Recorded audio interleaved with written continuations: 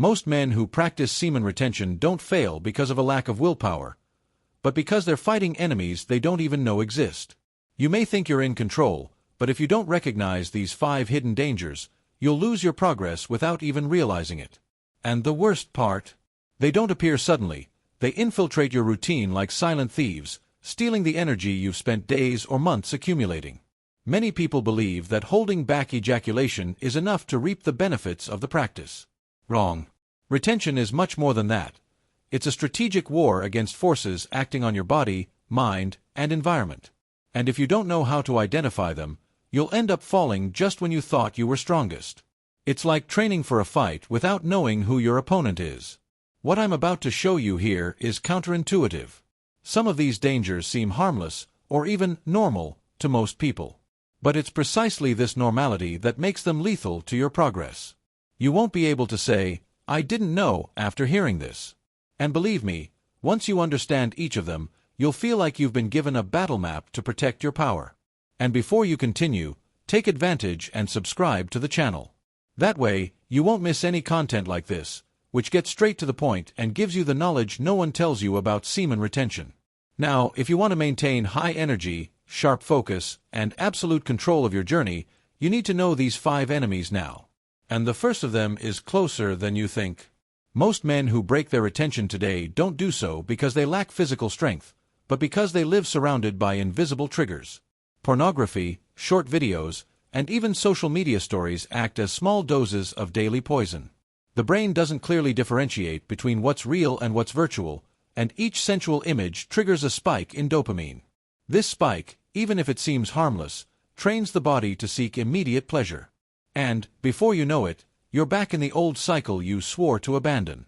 Consider this. Someone who wants to lose weight but leaves an open chocolate bar in the kitchen is just waiting for the moment to give in to temptation. It's the same with retention. Scrolling through your Instagram feed and stopping at a suggestive video? It's like taking a sip of poison, only slowly. Many believe that it's just a quick glance, and it won't hurt. But each quick glance creates micro cracks in their self-control, and these cracks grow. A wall doesn't fall suddenly, it cracks gradually. And make no mistake, digital addiction is progressive. At first, you may need more explicit stimuli to feel aroused, but then any suggestion activates the trigger. The brain, addicted to dopamine, begins to seek smaller and more frequent doses. It's like that friend who says he only drinks socially, until he starts drinking alone at home. Therefore, retention isn't just about holding back ejaculation, but about protecting your eyes and the direction of your attention. The most dangerous thing is that addiction disguises itself as normality. Today, scrolling through your phone before bed is practically a modern ritual. The problem is that this habit fuels an instant gratification mentality. When the mind becomes accustomed to receiving quick pleasure, it loses the patience to build real, deep, and healthy pleasure. It's like trying to plant a tree and eat its shade in the same day. Retention requires patience, and digital technology erodes that. A practical solution is to create intentional barriers. Adjust your feed to only follow content aligned with your goal. Use apps that block critical websites and times, for example, after 10 p.m., when the mind is most vulnerable. Put your phone away from your bed so accessing it isn't so automatic. It may seem simple, but small physical changes help break mental patterns. Another technique is to replace bad triggers with good ones. Feeling the urge to seek out something exciting? Pick up a personal growth book, like Think and Grow Rich, or The Power of Your Subconscious Mind. The brain needs stimulation, and if you don't give it something healthy to chew on, it'll revert to what it knows. This way, you train pleasure through learning, not through sexualized visual consumption. And yes, it will be uncomfortable at first. You may even feel anxious or restless. This is your brain complaining because it's missing the dopamine hit it was used to. It's like a detox. It's not pleasant for the first few days, but the cleanse is necessary. The key is to understand that this discomfort isn't a sign of weakness, but rather that your body is readjusting. Additionally, protect yourself from accidental triggers. Avoid visiting sensationalist news sites or clicking on recommended videos on impulse. It's in these innocent moments that many relapses begin. Everything I'm explaining here, I break down more carefully in my ebook The Power of Semen Retention. It was made for those who are starting from scratch and want to know how to apply semen retention in their daily lives in a healthy way, without crazy things or exaggerations. It's a practical guide, straight to the point. One click leads to another, and before you know it, you're at the point of no return. Remember, prevention is much easier than recovery. Another important point is to understand that your attention is your most valuable asset. Every time you direct your visual energy towards something that doesn't build value, you lose fuel for your goals. It's like trying to fill a leaky bucket. Therefore, true retention begins with the eyes, not the body. Protecting your gaze protects the rest. And here's the detail few realize. Digital addiction doesn't just affect the physical, but the emotional as well. It conditions you to escape uncomfortable emotions with quick distractions. And if you don't learn to manage these emotions, you'll fall into the next danger. One that isn't on the screen, but inside you. Many men think they lose out on retention due to a lack of physical self-control, but the truth is that the hardest battle happens emotionally. Loneliness, stress, frustration. All of these can trigger the pursuit of quick pleasure as a form of numbing. The body reacts to the state of the mind, and when it's in turmoil, accumulated energy becomes a burden. Those who don't learn to deal with these feelings end up turning retention into a tightrope. Self-sabotage begins almost invisibly, a stray thought in the middle of the day, and "I deserve a break" after a hard day. This mental chatter seems innocent, but it's the first brick removed from the foundation you've built. Those who don't identify and nip it in the bud end up being pushed back into the same cycle they were trying to break. It's like leaving a lit match in a dry field. You know where this will lead. The ultimate test of retention isn't how many days you can last, but maintaining your inner balance amid emotional storms. Imagine a sailor who only knows how to sail on calm seas. When the waves arrive, he panics and abandons the helm. This is exactly what happens to those who lack an emotional plan. Retention is like that boat. It requires firm steering, even in turbulent times. A powerful practice is learning to observe your thoughts without identifying with them. When the phrase, "just this once," comes up, don't negotiate. Acknowledge the thought, but don't give it fuel. It's like hearing a pushy salesperson knocking on your door. You can listen, but you don't have to open it. The quicker you cut off the sabotaging internal dialogue, the easier it will be to stand firm. And this is where tools come in. Meditation, for example, is training the mind to stay present and not be swept away by the emotional tide. 10 minutes a day already makes a huge difference. Physical exercise is also a healthy outlet. Instead of releasing energy into instant pleasure, you direct it into your body, and also gain strength, focus, and self-esteem.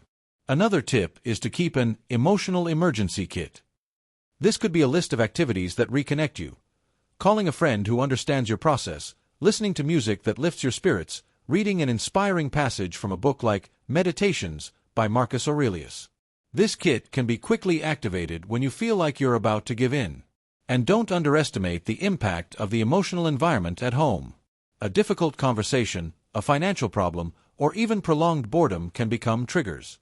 Therefore, being clear about what's unbalancing you is essential. It's like a fighter knowing their opponent's style.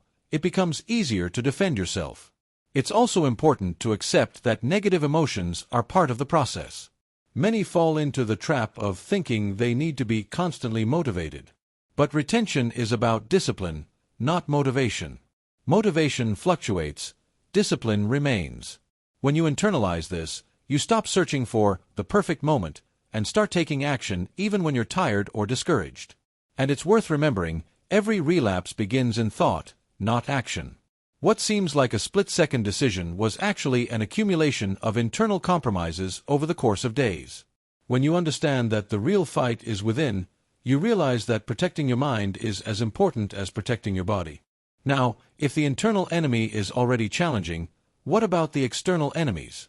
Those that aren't in your head, but in your environment, smiling at you, inviting you to just have fun. You may have the discipline of a monk, but if you're surrounded by people who constantly seek immediate pleasure, your retention will be tested at every turn. Environment is one of the most underestimated factors in the progress of any discipline practice.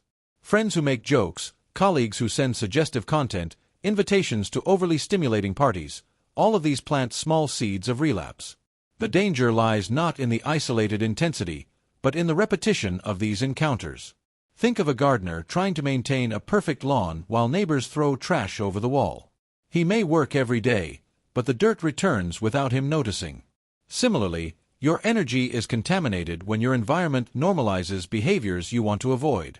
As harmless as it may seem, this constant influence saps your mental strength and dilutes your purpose. That's why choosing where and with whom you spend time is so important. This doesn't mean isolating yourself from the world, but rather having an active filter. It's not just about avoiding dangerous places, but about cultivating spaces that reinforce who you want to be. An inspiring conversation, a group workout that seeks self-improvement, a reading circle. All of these strengthen your internal system against external temptations. And don't think that only physical environments matter. The virtual environment is equally crucial. Following people or pages that constantly sexualize content is like having a hole in the hull of a boat. The infiltration is slow but inevitable. Strategically cleaning up your social media is like reinforcing your armor before entering battle. Here's a practical exercise. Map your energy map. For a week, write down where and with whom you spent time, and then evaluate. Did this environment make me stronger or more vulnerable? You'll be surprised to realize that some places and people, even without ill intentions, end up draining your vital energy. It's like being in a room with little oxygen. You don't realize it until you start to feel dizzy. Another crucial point is to understand that neutral environments almost never exist. They either strengthen or weaken you, even if subtly. A simple trip to a bar with friends may be fine, but if the atmosphere is fueled by conversations about sexual experiences and provocations, your subconscious mind registers it. Then, alone, the risk of giving in increases. Therefore, protecting yourself involves not only avoiding places, but also creating new routes. Swap the clubbing for an intense workout at night. Replace that unfiltered conversation in a group of friends with a meeting with people on the same journey. It's like changing roads to avoid dangerous areas. And yes, there will be resistance. Some people may feel rejected or even call you goody two-shoes. But here's the thing, those who respect your transformation, stay. Those who try to pull you down were never truly there for you. Remember, retention is a journey of empowerment, not social approval. As you adjust your environment, you begin to notice that the energy remains more stable. Temptations diminish not because the world has changed, but because you've stopped exposing yourself unnecessarily. And when this happens, the battle ceases to be constant, opening the way for a new trap, one that many fall into without realizing it: pride in counting the days. Many men begin retention motivated by surpassing a specific number: 30, 60, 90 days. At first, this goal acts as fuel, but over time, it can become a trap. When attention becomes too focused on counting, the journey loses depth and becomes just a race to the calendar. It's like studying just to pass the test and forgetting to actually learn the material. This attachment creates a dangerous side effect: psychological pressure. The more the number grows, the more fearful you become of losing everything. And fear is a terrible advisor.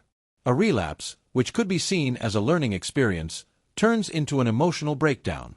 The person goes from thinking, "I made a mistake, but I'm still going," to thinking, "I failed, I'm not capable." This type of thinking undermines not only retention but also self-esteem. The problem is that when identity is mixed with counting, any setback threatens who you believe yourself to be. Imagine an athlete who defines themselves solely by medals. If one day they don't win, they feel like they've stopped being an athlete. The same thing happens here. If the value of practice depends solely on the days, you'll always be at emotional risk, like someone walking on thin ice. Retention should be seen as a lifestyle, not a temporary trophy. More important than the number on the calendar is what you're becoming in the process. Are you gaining more energy, more mental clarity, more presence in interactions? That's what measures true progress. Days are just a reflection, not the ultimate goal. A practical exercise is to replace counting with recording qualitative achievements. Instead of writing down, "Day 45, write, "This week I spoke with more confidence at work," or "I was more willing to train every day." This shifts the focus to the real impact of retention on your life, not a cold number that, on its own, means nothing. It's also worth remembering that excessive pride in counting opens the door to arrogance. Some begin to feel superior to others because they've been practicing longer. But retention isn't about competing with the world, it's about beating yourself every day. When comparison creeps in, purpose goes out the window. And there's also the risk of what's known as almost there syndrome. This is when someone is close to hitting a goal they've been aiming for several days and, out of anxiety or overconfidence, gives in to temptation. They're like a marathon runner who stops 2 meters from the finish line to celebrate. The focus shouldn't be on the end, but on the next step, always. Therefore, the safest mindset is one that treats each day as unique, not as part of a ladder to a magic number. This reduces pressure and increases consistency. When practice becomes part of who you are, it doesn't matter if you're on day 7 or 700, you simply live it that way. By freeing yourself from obsessing over the days, you make room for something much more important, the quality of the energy you're accumulating. And that's where a factor many overlook comes in, but one that can undo all your progress without warning: fatigue and poor energy management. Many men believe that retention alone will solve all their energy and vitality problems. But it's not magic. If you don't take care of your body and mind, pent-up energy can turn into irritation, anxiety, and insomnia. When this happens, the risk of relapse increases, because the body wants to release tension any way it can. And if the only outlet he knows is sex, you already know the end of this story. The first culprit in this mismanagement is poor sleep. Sleeping too little or poorly not only reduces self-control but also alters brain chemistry, making you more impulsive. It's like trying to drive a powerful car with a tank full of adulterated fuel. The engine starts, but performance is erratic. Therefore, establishing a sleep routine is as important as sleep retention itself. Another critical point is your diet. If your plate is dominated by ultra-processed foods, excess sugar, and unhealthy fats, you're sabotaging the quality of your stored energy. The body needs clean fuel to transform energy retention into real vitality. Foods like eggs, nuts, green vegetables, and lean proteins are allies, as they stabilize mood and prolong feelings of energy. And let's not forget physical activity. Stagnant energy is like stagnant water. It starts to smell bad. When you train, whether it's weight training, running, or martial arts, you're channeling that energy into something constructive. Furthermore, exercise regulates hormones and improves sleep, creating a positive cycle that supports retention. A common mistake is to accumulate energy without giving it a clear destination. This creates an internal pressure, similar to inflating a balloon beyond its limit. Sooner or later, it bursts. Creative projects, career goals, learning new skills, all serve as healthy outlets for this accumulated charge. Without direction, power becomes weight. Managing stress is also essential. If your daily routine is filled with obligations and worries, your body goes into survival mode, and in this state, it's much harder to resist impulses. Breathing techniques, meditation, or simply walking outdoors act as a reset button for the nervous system. A good practice is to plan weekly how you'll spend your energy. Divide it between physical, mental, and spiritual. For example, 3 strength training sessions, 2 sessions of deep study, and 1 day of practices like yoga or prayer. This maintains a steady flow, avoiding dangerous accumulations. Remember that energy without purpose can backfire. The goal is not just to store it, but to transform it. It's like having a fast-flowing river. If you don't direct the current, it floods and destroys. But if you channel it, it turns turbines and generates light. And here's the interesting part. When you master energy management, you realize that the real challenge of retention isn't just resisting, but using that strength to build a life you're proud of. It's at this stage that many begin to understand that the hidden dangers aren't just external or physical. They also begin in the way we think about the practice as a whole.